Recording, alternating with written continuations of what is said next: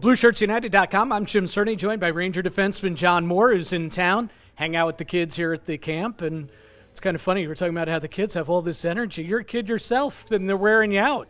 Yeah, I'm excited for today. I was just saying before to some friends, it's amazing. You go through your toughest workouts this summer, but you spend a day with these kids with their boundless energy, and they find a way to wipe you clean. So I'm excited for today. It's interesting, and, of course, you've attended, camps as a kid growing up and everything.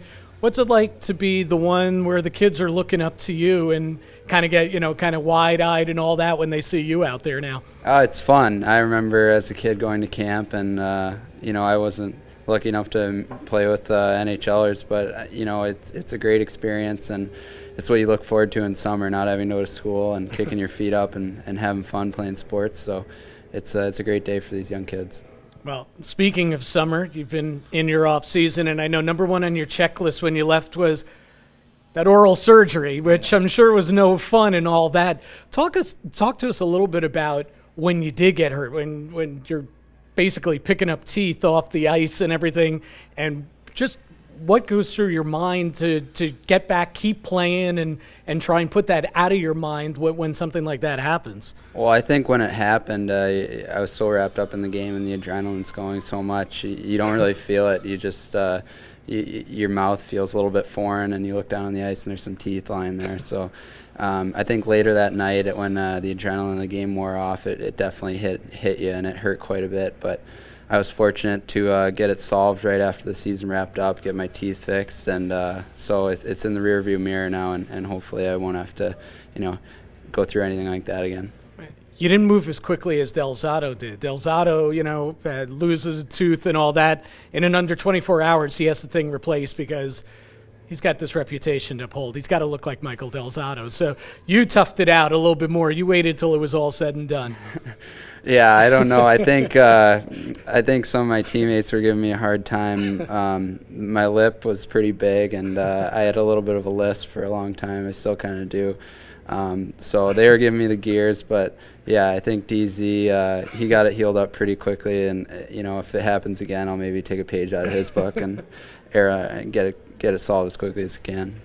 It wasn't just losing teeth. You had teeth actually pushed back as well that were still in place, right? Yeah, so the puck hit me and it knocked several out, and then it pushed like my jawline back, and teeth went with it. So I actually had to go back to New York and get those extracted right after Game 1 in Boston, and so that was no fun. But the dentists here are unbelievable. I really didn't feel a thing, and I think, as my friends have said, I think my teeth look better now than they did before. So it's kind of a blessing in disguise. John Moore's real happy that I'm bringing up all these happy memories. You can tell. Speaking of happy memories, or not so much so, you're from Chicago. Blackhawks win the Cup, but you're a New York Ranger. The city shuts down and everything. What's that experience like for you? You see the whole city going crazy, but they're not going crazy for your team. It's for another team and all that. What's that whole experience in Chicago like this summer?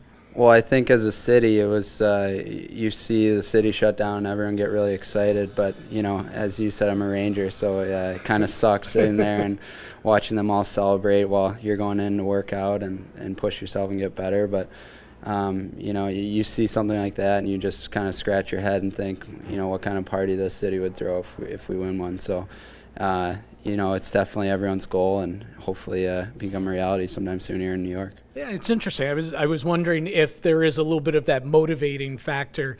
You kind of see what this whole celebration is like, and you're like, you know what? I'm seeing this firsthand. I'm right here. Boy, this would be really cool back in New York. Oh, without a doubt, you see it, and I mean, just to win the Stanley Cup in a world-class city like New York, it would be unbelievable, and our fan support is second to none. So, to have that and bring it back here would be pretty special. I know you walk around the training center here, you see some of the pictures in '94, and you kind of get goosebumps. So it's definitely a big goal of everyone on the team, and it all starts with training camp day 1 here coming up. You mentioned training camp.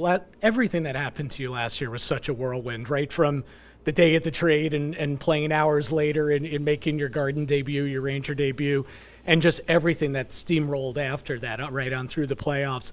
Now that you're able to catch your breath and everything and and take in being a Ranger and take in getting ready for your first camp under a new head coach. How much are you looking forward to that opportunity? Well, I'm really excited. Everything happening as quickly as it did, and then when the season ended, it was nice to kind of take a step back, take a deep breath, and just see, what a crazy year it was with the lockout and everything that happened. But, every single day you wake up and, I'm really excited and proud to be a member of this organization. And a new head coach, first training camp with the team. It's going to be a lot of fun, and it's almost like you're starting from square one again. So I'm excited for it. I know everyone's putting in the time this summer in the weight room and strength and conditioning and that aspect. So I think these are kind of the dog days where you're looking forward to being around the guys and getting back in the swing of things. It's interesting. You you use that phrase "square one." You had more than one coach when you were in Columbus. Then you get traded. It's a new coach in New York. And then you finally settle into New York, and boom, you're going to have another new head coach and all that.